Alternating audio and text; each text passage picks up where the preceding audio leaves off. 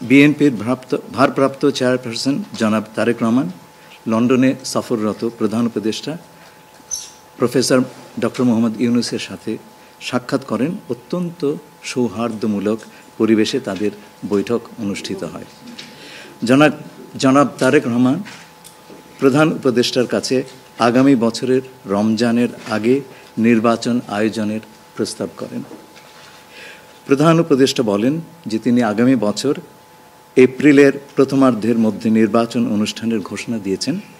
সকল প্রস্তুতি সম্পন্ন করা গেলে 2026 সালের রমজান শুরু হওয়ার আগের সপ্তাহেও নির্বাচন আয়োজন করা যেতে পারে। সেক্ষেত্রে সেই সময়ের মধ্যে সংস্কার ও বিচারের বিষয়ে পর্যাপ্ত অগ্রগতি অর্জন করা প্রয়োজন হবে। জনাব তারেক রহমান প্রধান উপদেষ্টার এই অবস্থানকে স্বাগত জানান এবং দলের পক্ষ থেকে তাকে ধন্যবাদ জ্ঞাপন করেন। প্রধান উপদেষ্টাও জনাব তারেক রহমানকে ফলপ্রসূ আলোচনার জন্য ধন্যবাদ জানান।